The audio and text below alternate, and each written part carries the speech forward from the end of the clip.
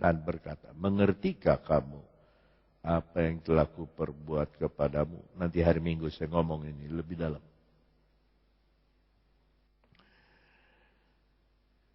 Jadi ini tabiatnya Yesus tuh bertolak belakang sama antikristus itu.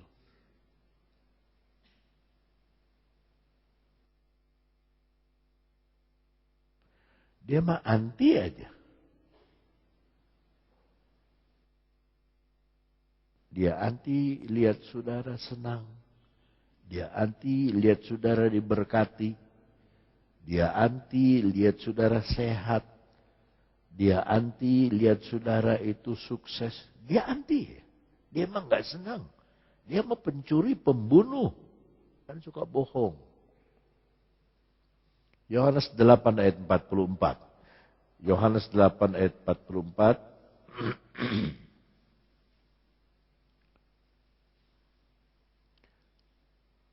Kita baca dari depan saja. Kita lihat 2, 3. Iblislah yang menjadi bapakmu dan kamu ingin melakukan keinginan-keinginan bapakmu. Ia adalah pembunuh manusia sejak semula. Pembunuh ya. Dan tidak hidup dalam kebenaran. Dia anti. Yesus bilang aku kebenaran. Sebab di dalam dia tidak ada kebenaran. Apabila ia berkata dusta, itu lawan kebenaran. Ia berkata atas kehendaknya sendiri. Beda dengan kehendak Tuhan. Sebab ia adalah pendusta dan bapa segala dusta. Menurut salinan bahasa Sunda, biangna segala kebohongan. Biang. Dusta.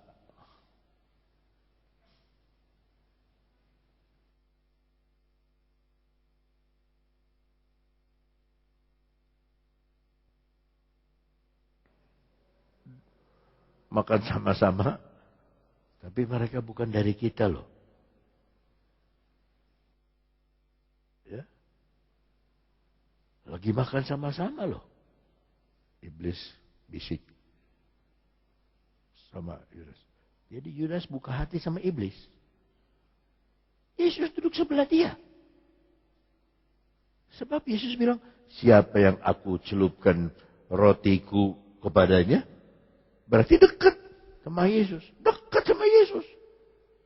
Itulah orang yang akan menyerahkan aku.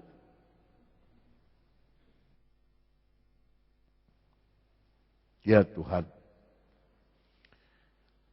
Semoga Tuhan melindungi saudara semua. Dari segala dusta iblis. Yang mau membuat. Om Brotlen itu suka berdoa ya. Om Brotlen itu suka doa. Dan dia doa dia suka doa lah. Tapi ada satu kalimat doanya yang sampai sekarang saya tidak lupa. Dia doa di Lengkong Kecil. Dia doa tahun 74. Ya, tahun 74 dia doa di Lengkong Kecil. Doa firman Allah. Habis firman dia doa. Saya ikut di belakang. Kalau nggak salah saya baru kehilangan anak. Dia nangis. Ya Tuhan. Jangan sampai hati kami dikeraskan. Itu sampai sekarang saya tidak lupa. Itu ngomong. Jangan sampai hati kami dikeraskan. Beberapa kali seperti doa itu terulang. Tapi yang di Bandung itu yang saya ingat sampai sekarang. Jangan sampai hati kita dikeraskan.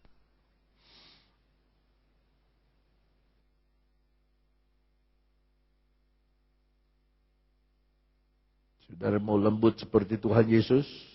Ya, haleluya. Puji Tuhan. Ayat 19.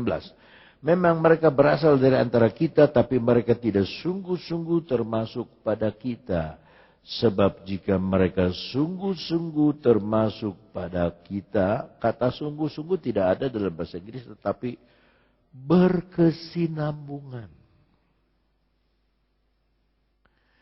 Berkesinambungan. Kemarin saya lihat di foto-foto di laptop saya ada foto-foto zaman dulu, Natal di sana, Natal di sini, foto-foto saya masukin. Ini sudah nggak kebaktian sekarang. Ini di mana sudah nggak udah pindah nggak kebaktian. Ini udah nggak kebaktian. Sini udah. Oh, ini masih sampai sekarang ada.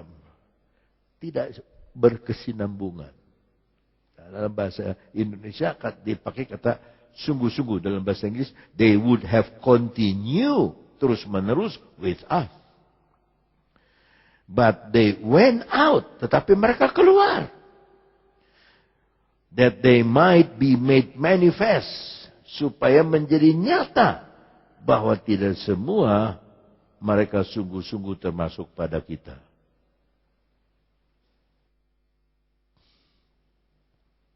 Makanya saya berdiri atas Lukas 15. Ada 3 kehilangan. Domba hilang, dinar hilang, anak hilang. Waktu domba hilang, gembala cari. Sampai ketemu. Waktu dinar hilang, itu perempuan cari. Sampai ketemu. Tapi waktu anak hilang, bapak tidak cari. Tapi dia tunggu. Dia tunggu kembali.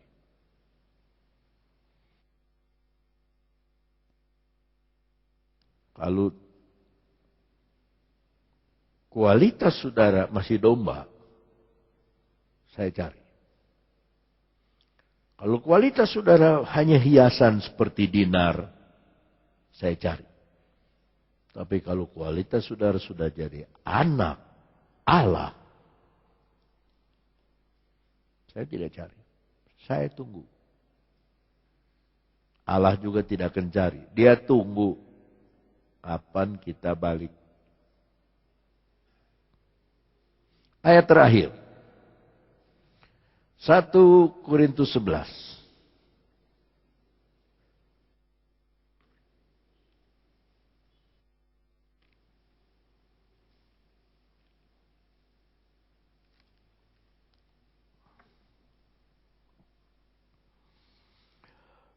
Ayat 17 mengenai kebiasaan yang tidak baik. Dalam peraturan-peraturan yang berikut, aku, Paulus, tidak dapat memuji kamu. Sebab pertemuan-pertemuanmu tidak mendatangkan kebaikan, tetapi mendatangkan keburukan. Sebab pertama-tama aku mendengar bahwa apabila kamu berkumpul sebagai jemaat, kayak malam ini, ada perpecahan di antara kamu, dan hal itu sedikit banyak aku percaya. Ayat 19. Sebab di antara kamu, apa? Ini yang saya nggak ngerti. Tapi kalau kita cerita gabung dengan antikris itu ngerti kita. Sebab mereka bukan dari kita.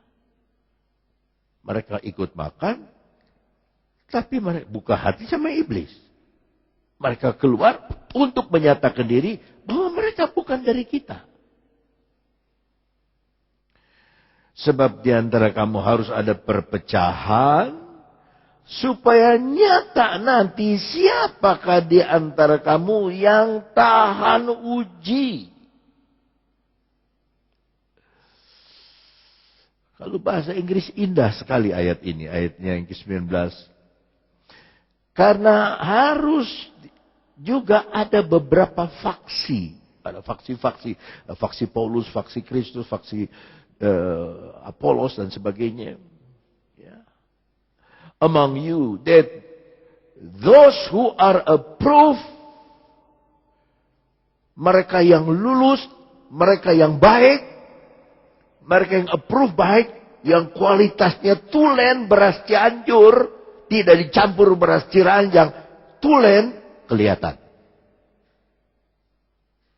Mengerti maksud ayat ini? Mengerti enggak? Harus keluar. Mereka harus pecah. Mereka biarkan aja. Biarkan. Sebab nanti yang tinggal, itu yang asli. Nah, saya suka lihat mama saya ngayak beras dulu. Zaman dulu, wah ibu-ibu zaman dulu sekarang udah nggak ada yang ngayak beras ya.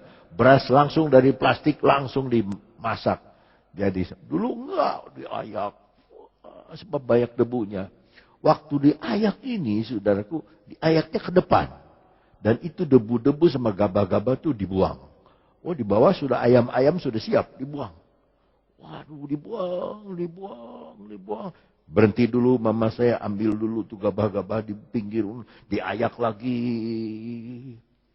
Yang tinggal tuh yang ada isi. Brek. Diayak, balik lagi. Diayak, balik lagi ke situ. Saya ingin saudara kalau kita diayak oleh Tuhan, tetap tinggal di dalam Tuhan. Tetap tinggal dalam Tuhan. Tetap tinggal dalam. Ada angin besar, angin puting beliung. Tetap tinggal dalam Tuhan. Jangan terbawa-bawa. Tetap tinggal dalam Tuhan. Ayo kita ke sini. Aku tetap tinggal dalam Tuhan. Aku tetap tinggal dalam Tuhan. Aku tetap. Ini zaman penampian. Ya. Apabila kamu berkumpul, kamu bukan berkumpul untuk makan perjamuan Tuhan. Sebab pada perjamuan itu tiap-tiap orang memakan dulu makanannya sendiri. Sehingga yang seorang lapar dan yang lain mabuk. Untung kita makan aturan ya. Jemaat Korintus makan perjamuan Tuhan sampai mabuk. Bayangin berapa gelas minum anggur dia minum. Sampai mabuk. Itu bagaimana perjamuan Tuhan sampai mabuk? Paulus sampai goyang kepala.